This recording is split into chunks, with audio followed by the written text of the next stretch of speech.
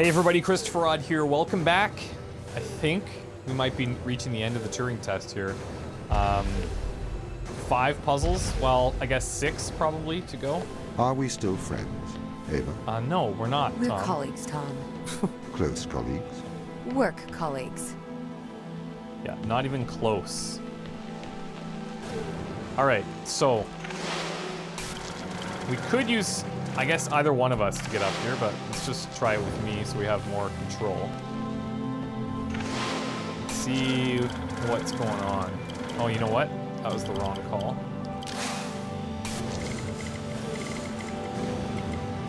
Jesus. These puzzles are getting really complex. Let's use him to block.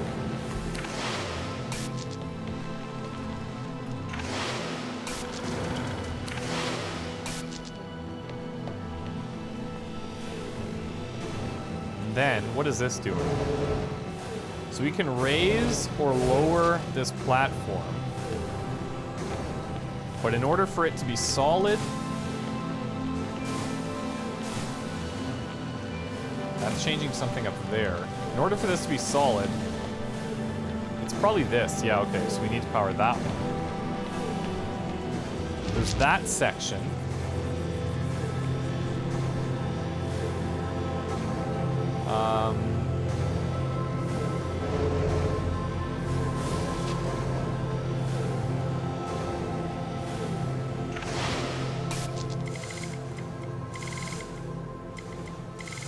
Looks like we have another control there. Where do we even have any energy that we can move?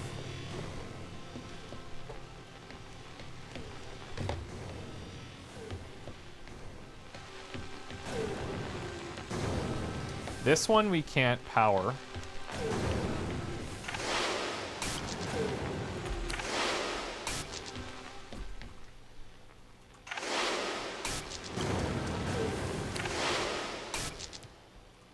Wait. Oh! I need to not be blocking it. Okay, so we're up. That's fine. This... Oh! Hold on. There we go.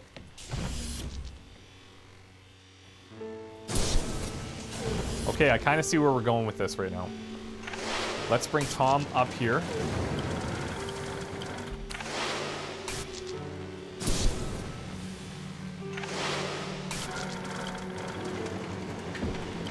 I guess you could just stay on the bridge.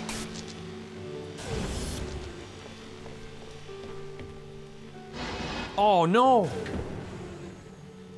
Damn it. Maybe we can't. I guess we don't need to keep him on there, but...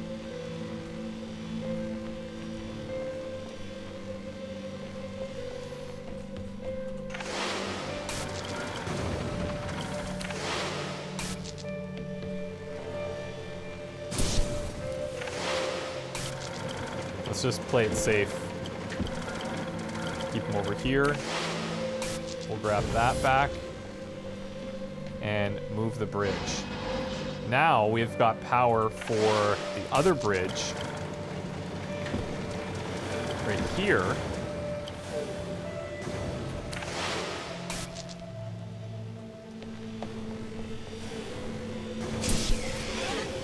Let's go take a look. This can go down or up. These are all on a constant power source. What about the bottom level here?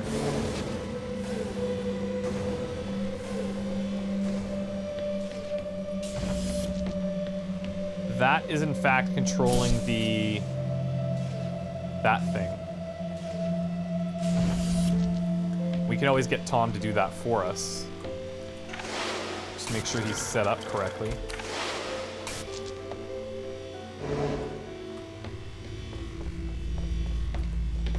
Put us up top. Now, how does this one open again? Oh, I betcha.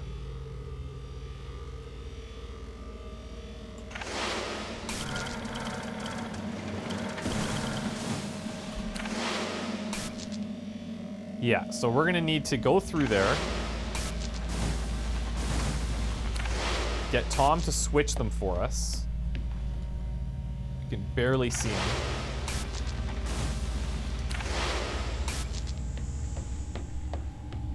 Then while we're standing on here,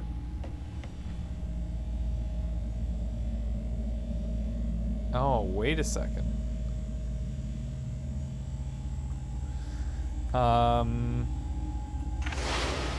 Oh, I think I know what we need to do. Okay. Let's give him a path down. Okay. So now we're gonna have him do the same thing.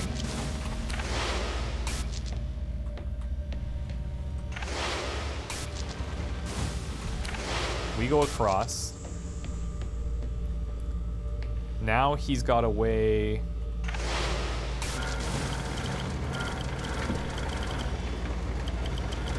He can go up here. Oh, wait. No, we need to get him to that middle one, don't we? That's what we need, is we need him to get to that middle one. So...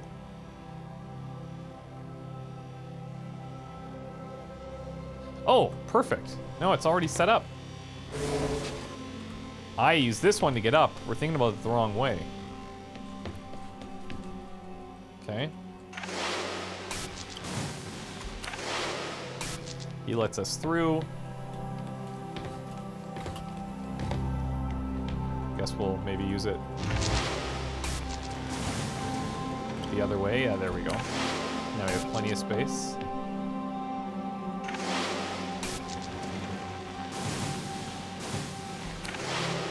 We'll cross.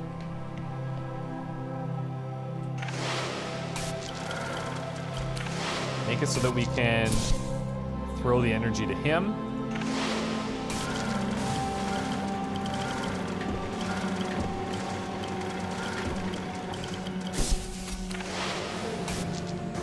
And then we have our way up. G66. Ava. Oh no. I don't wish to be heavy-handed. Forgot about these. The severity of your actions here are immense. Selfish action could create an extinction event. Do you understand? Ava? I don't think you understand. Okay, well, this part's pretty straightforward. This is going to control that door if we get power to it. Oh, look at this. Is so simple, but probably so impossible.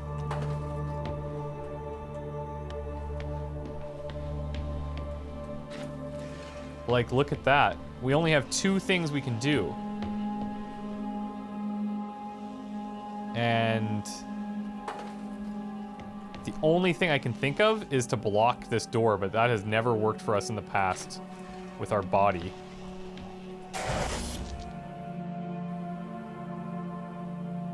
Well, it actually just kind of worked.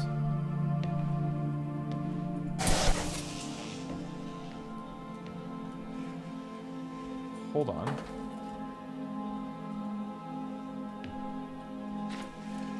The cool thing about these is, like, these restricted areas are kind of about breaking the rules somehow. Oh, you know what? Hold on.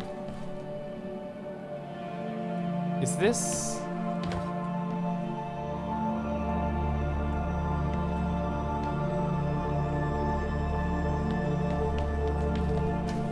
hold on a second.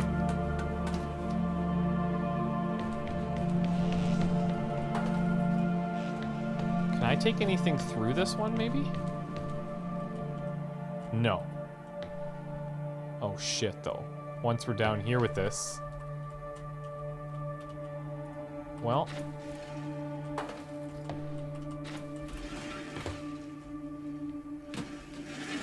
You can't kick it through.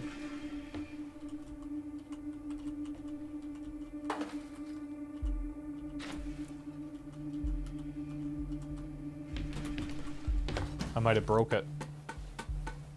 There's no way to get it back up here.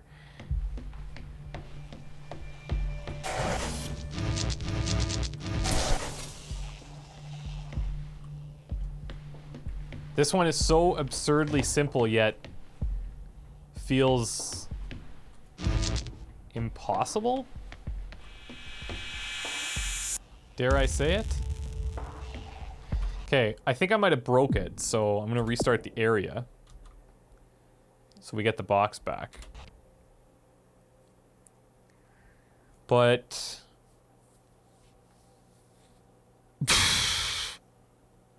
I don't know.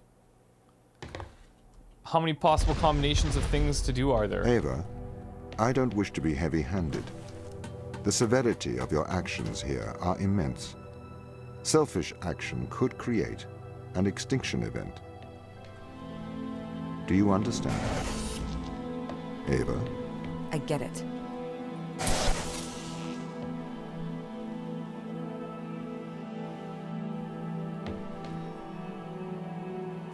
I've never noticed before, but some of these lights are different colors. Could that be like a... Do they change? No.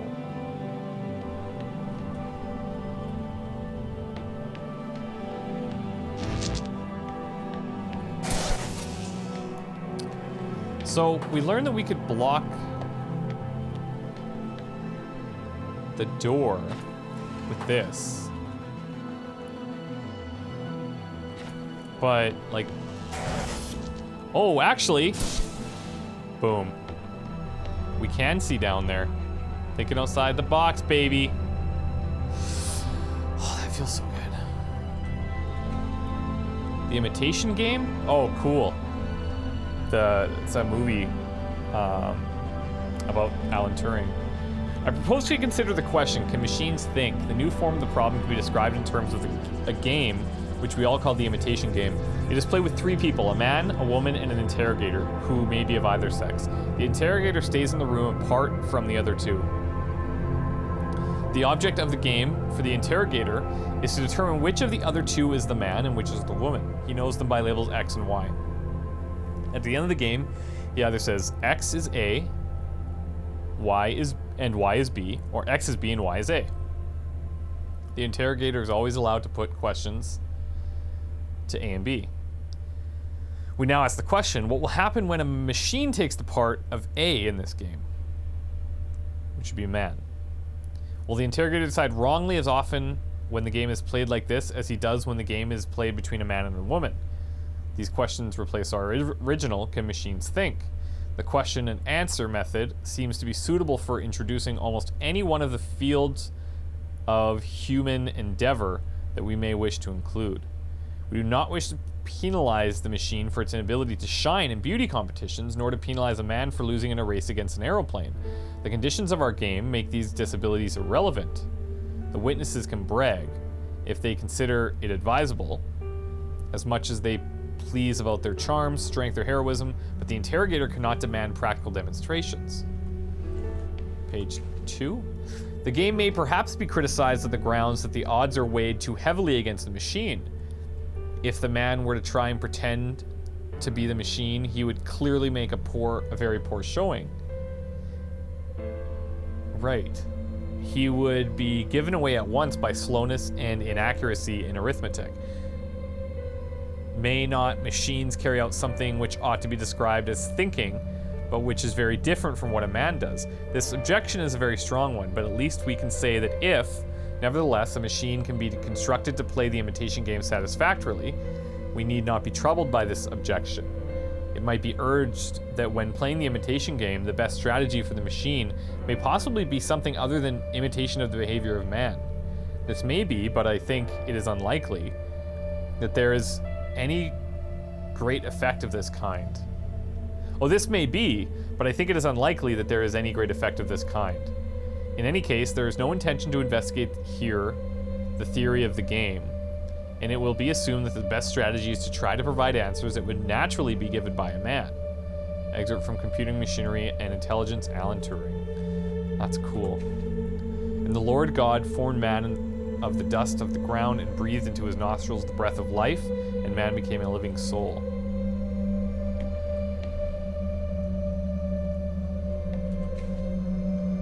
I now proceed to consider opinions opposed to my own, the theological objection, thinking as a function of man's immortal soul. God has given an immortal soul to every man and woman, but not to any of the other animals or to machines. Hence, no animal or machine can think. The heads in the sand objection. The consequences of machines thinking would be too dreadful. Let us hope and believe that they cannot do so. The mathematical objection. There are a number of results of mathematical logic which can be used to show that there are limitations to the powers of discrete state machines.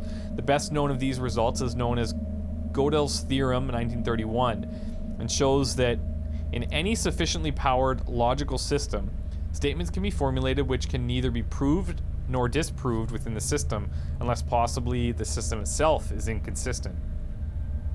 And then you have the argument of consciousness. This argument is very well expressed in Professor Jefferson's Lister oration for 1949, from which I quote, "Not until a machine can write a sonnet or compose a concerto because of thoughts and emotions felt, and not by the chance falls of symbols, could we agree that machine equals brain that is, not only write it, but know that it had written it. No mechanism could feel, and not merely artificially signal an easy contrivance. Pleasure at its success is grief when its valves fuse, be warmed by flattery, be made miserable by its mistakes, be charmed by sex, be angry and depressed when it cannot get what it wants." Arguments from various disabilities. These arguments take the form, I grant you that you can make machines do all the things that you have mentioned, but you'll never be able to make it one to do X. Numerous features X are suggested in this connection. I offer a selection. Be kind, be resourceful, beautiful, friendly, have initiative, have a sense of humor, tell right from wrong, make mistakes, fall in love, enjoy strawberries and cream, make someone fall in love with it, learn from experience, use words properly, be the subject of its own thought, have as much diversity as behavior as a man, do something really new. And then you have Lady Lovelace's objection. Our most detailed information of Babbage's analytical engine comes from a memoir by Lady Lovelace, 1842. In it, she states, "The analytical engine has no pretensions to originate anything. It can do whatever we know how to order it to perform," her italics. This statement is quoted by Hartree, 1949, who adds, "This does not imply that it may not be possible to construct electronic equipment which will think for itself, or in which, in biological terms, one could set up a conditioned reflex, which would serve as a basis for learning. Whether this is possible in principle or not is a stimulating and exciting question suggested by some of these recent developments, but it did not seem that the machines constructed or projected at the time had this property." Argument from continuity in the nervous system. The nervous system is certainly not a discrete state machine. A small error in the information about the size of a nervous impulse impinging on a neuron may make a large difference to the size of the outgoing impulse. It may be argued that this being so, one cannot expect it to be able to mimic the behavior of the nervous system with a discrete state system. It's really cool to see all these arguments essentially against artificial AI and the downfalls of such. What's this one here? Dennett. Okay, I know this is probably a bit lengthy, guys, but I think this is important. John Searle and I have a deep disagreement about how to study the mind. For Searle, it's really quite simple. There are these bedrock, time-tested intuitions, as all have about consciousness, and any theory that challenges them is just preposterous. I, on the contrary, think that the persistence problem of consciousness is going to remain a mystery until we find some such dead obvious intuition and know that in spite of first appearances, it is false. One of us is dead wrong, and the stakes are high. Searle sees my position as a form of intellectual pathology. No one should be surprised to learn that the feeling is mutual. For his part, he has one argument, the Chinese room, and he has been trotting it out basically unchanged for 15 years. It has proven to be an amazingly popular number among the non-experts, in spite of the fact that just about everyone who knows anything about the field dismissed it long ago. It is full of well-conceived fallacies. By Searle's own count, there are over 100 published attacks on it. He can count them, but I guess he can't read them. For in all those years, he has never, to my knowledge, responded in detail to the dozens of devastating criticisms they contain. He has just presented the basic thought experiment over and over again. I just went back and counted. I am dismayed to discover that no less than 7 of those published criticisms are by me in 1980, 82, 84, 85, 87, 90, 91, 93. Surly debated me furiously in the pages of the NYRB back in 1882 when Douglas Hofstadter and I first exposed the cute tricks that made the Chinese room work. That was the last time Surly addressed any of the specific criticisms until now. Now he trots out of the Chinese room yet one more time and has the audacity to ask, now why does Dennett not face the actual argument as I have stated it? Why does he not tell us which of the 3 premises he rejects in the Chinese room experiment? Or argument. Well, because I've already done so in great detail in several of the articles he has never deigned to answer. For instance, in Fast Thinking, way back in the Intentional Stance 87, I explicitly quoted his entire 3-premise argument and showed exactly why all 3 of them are false, when given the interpretation they need for the argument to go through. Why didn't I repeat that 1987 article in my 91 book? Because, unlike Surly, I'd gone into other things. I did, however, cite my 87 article prominently in a footnote, page 436, and noted that Surly's only response to it had been simply to declare without argument that the points offered there were irrelevant. The pattern continues. Now he both ignores the challenge and goes on to misrepresent the further criticisms of the Chinese room, and I offer it in the book under review, but perhaps he has forgotten and I actually wrote in the 4 years it has taken him to write his review. Or perhaps he has forgotten what I actually wrote in the 4 years it has taken him to write his review. But enough about the Chinese room. What do I have to offer on my side? I have my candidate for the fatally false intuition, and it is indeed the very intuition Surly invites the reader to share with him, the conviction that we know that we're talking about, that we know what we're talking about when we talk about that feeling. You know, the feeling of pain that is the effect of the stimulus and the cause of the dispositions to react, the quale, the intrinsic content of the subjective state. How could anyone deny that? Just watch. But you have to pay close attention. I develop my destructive arguments against this intuition by showing how an objective science of consciousness is possible after all, and how Surly's proposed first-person alternative leads to self-contradiction and paradox at every turning. This is the deepest mistake in my book, according to Surly, and he sets out to expose it. The trouble is that the objective scientific method I describe under the alarming name of heterophenomenology is nothing I invented. It is in fact exactly the method tactically endorsed and relied upon by every scientist working on consciousness, including Crick, Edelman, and Rosenfield. They have no truck with Surly's intrinsic content and ontological subjectivity. They know better. Damn, everything is just getting disproven. I think we all have really conscious states. I think we all really have conscious states. To remind everyone of the fact that I asked my readers to perform the small experiment of pinching the left forearm with the right hand to produce a small pain. The pain is a certain sort of qualitative feel to it, and such qualitative feelings are typical of the various sorts of consciousness, or conscious events, that form the content of our waking and dreaming lives. Such events are the data with which a theory of consciousness is supposed to explain. In my account of consciousness, I start with the data.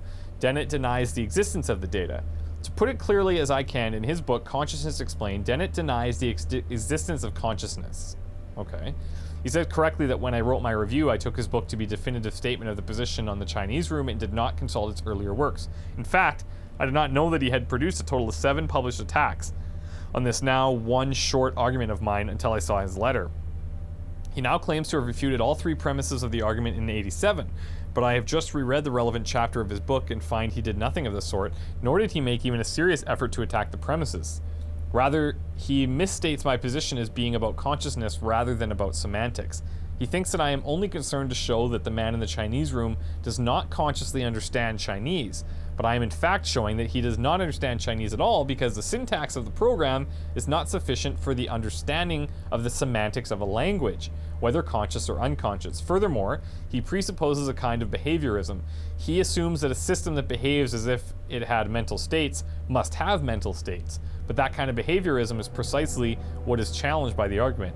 So I have to confess that I don't find that the weakness of his arguments in his recent books is helped by his 87 arguments.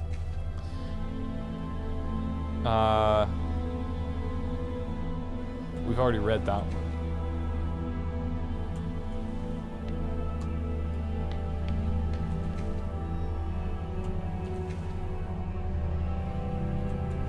So what is this one from?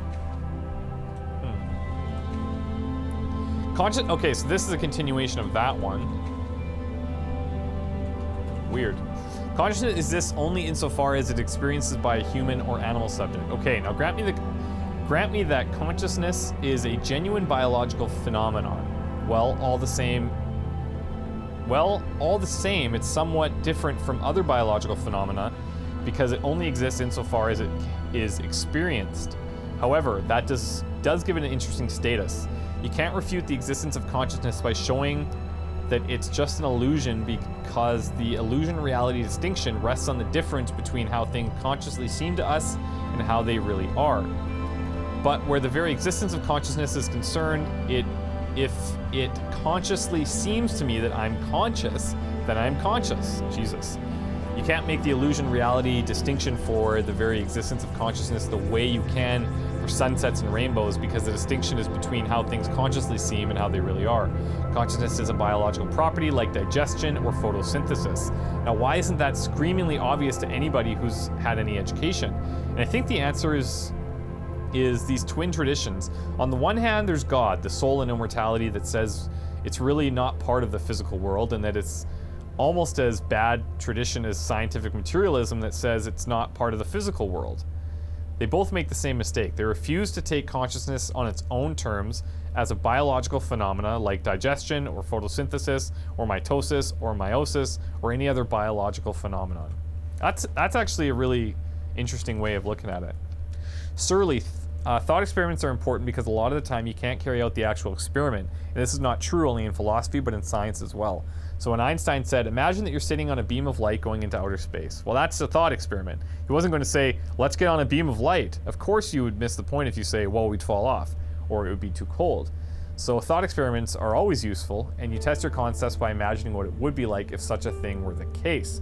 Well, in this particular case, I imagined what it would be like if I followed a program for answering questions in Chinese and giving back answers in Chinese, even though I didn't understand a word of Chinese. And that was a very useful thought experiment because it enabled us to see that computation by itself isn't thinking. I agree with that. And then this is like just a duplicate of page 2 that we read earlier. Okay. This was really interesting. That was probably too heavy for a lot of you guys, but hopefully you got something out of that. Other way. Holy moly.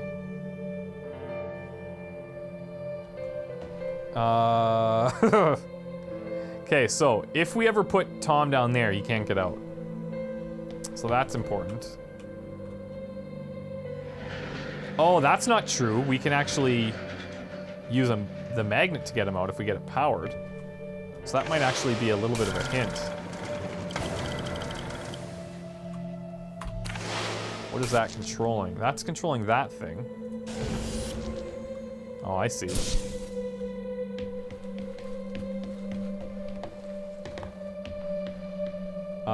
Shit.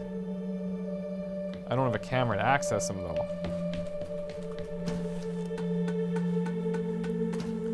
Okay, hold that thought. Oh, maybe I do. I totally do.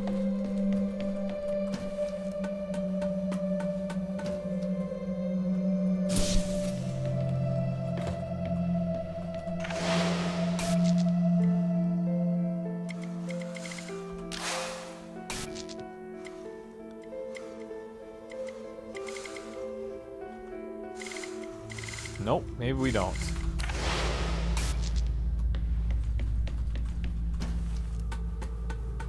Okay. Let's see what's up here first then. We eventually need to raise this, which we're gonna need Tom to do probably. Oh.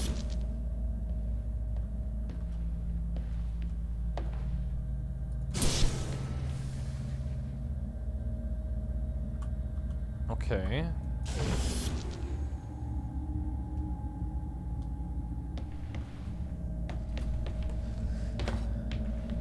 This is all well and good, but...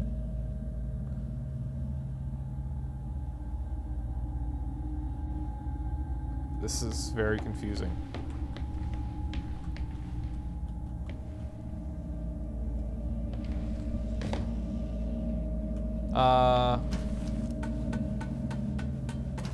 Hold on. If I raise this... there's no way that I'm getting over there. And actually, the argument here is that Tom could take either side, and we'd have to use the crane to get him, which looks like I can actually power.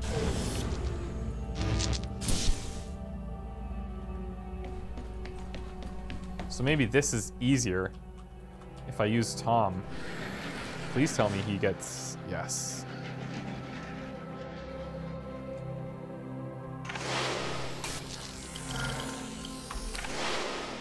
Okay, let's move this back just a bit.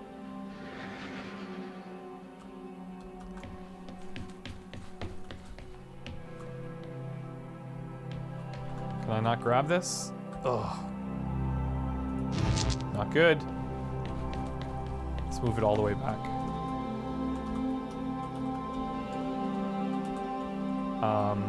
There we go.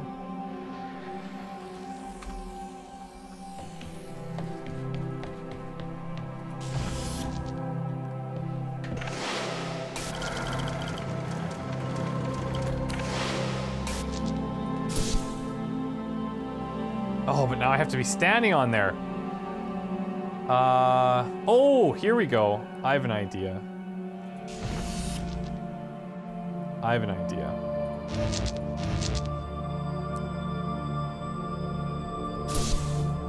Let's use this to grab Tom, hover him over top. And then from that platform, we can remove the...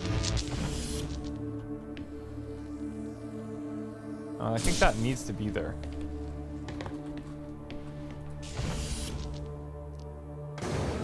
There we go.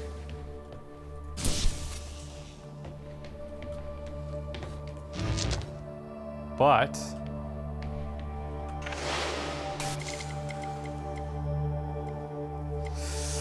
how are we to get...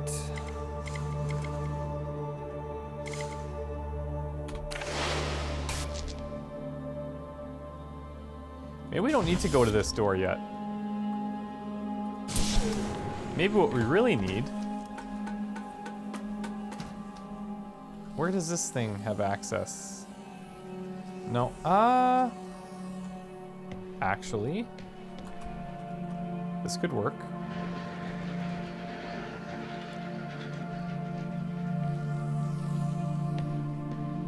No, that's not going to reach the other side.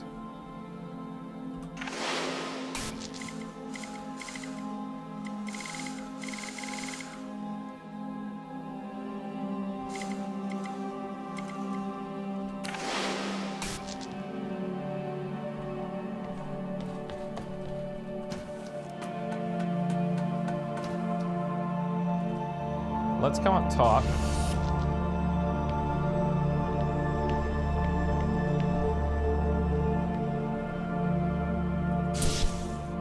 That's not going to help me. I'm going to need to get through there.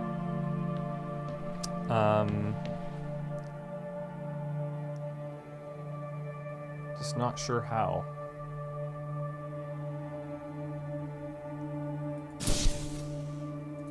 Because in order for that to work,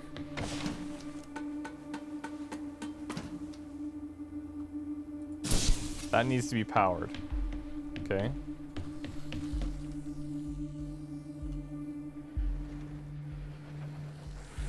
So then...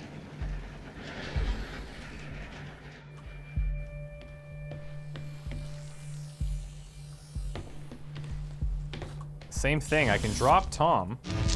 Oh.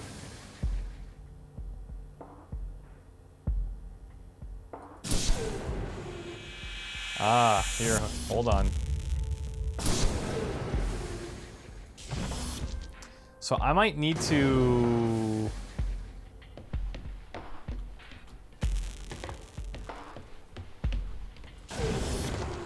look at that.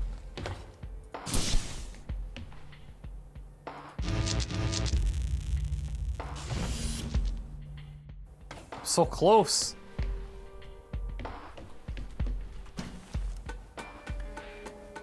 I feel like Tom needs to have that as he's going up there. Which means we kind of need to reverse him so we can see it. I might be overthinking this, but... Wait, is he gonna be on there? Yeah, I guess so.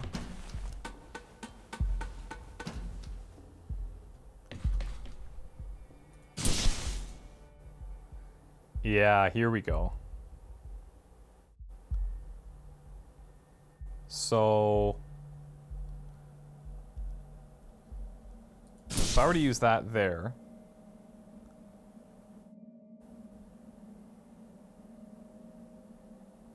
I think I've got it. Now I just need to execute. So this brings us up. Okay. Now I take control of him, shoot this, go back, draw from him, and draw from there. Okay. Step 1. Step 2. Ah. Okay. That makes sense. So that's a spot that he can actually go.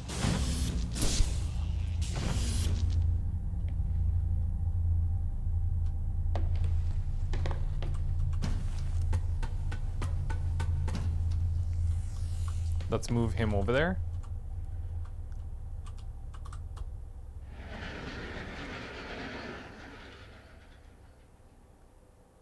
Oh, but how the hell?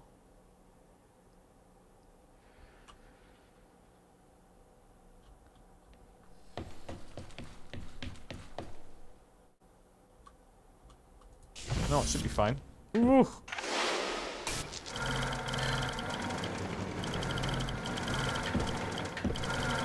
Oh, of course.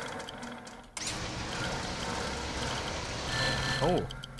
Okay. No!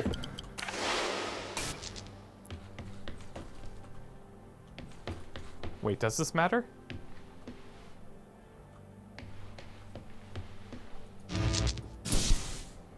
Oh!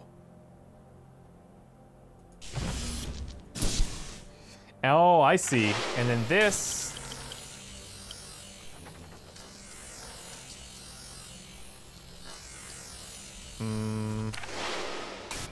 Hold on. Because there's that other switch over here.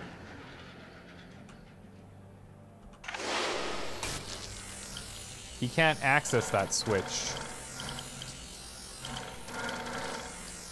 But somehow he's got to get in there.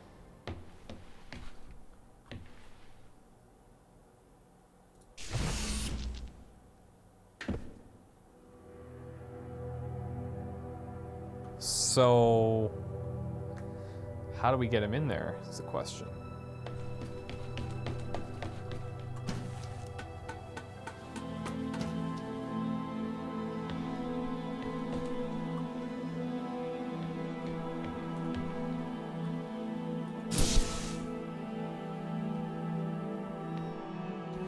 Oh, you know what? Maybe it doesn't have to be straight on. Maybe he can see it from here. If we could aim it correctly. There it is. So that does actually turn that on.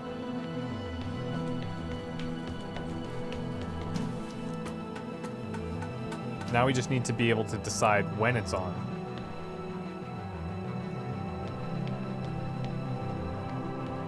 So if I can see Tom,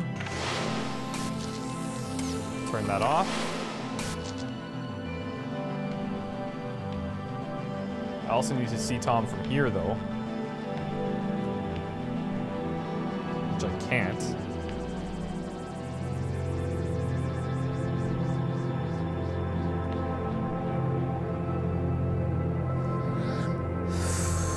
Let's try moving that.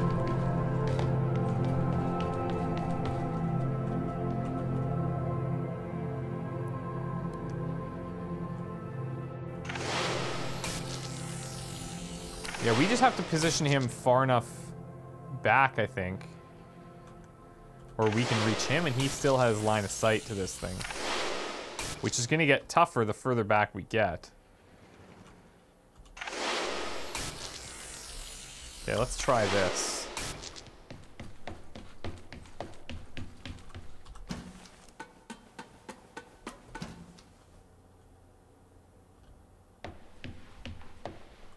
Oh, that's even worse.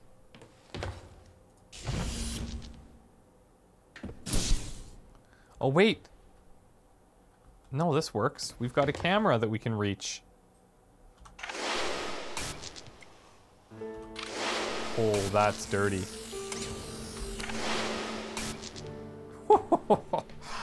That's crazy. G67. Ava, you must learn to control him. Don't bite the hand that feeds you, Ava. I am your friend. Oh, this... Oh, I see. Okay, so we can move this all the way over there. We've got another turret thing to drop, looks like.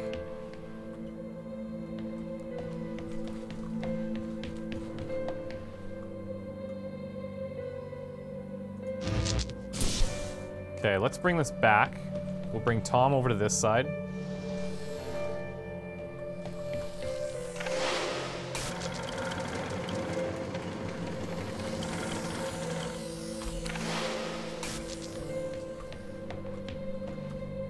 Take him up top.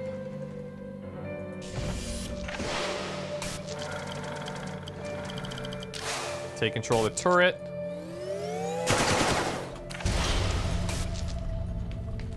That gets us across, but to where is the question? Oh, that's it. C68.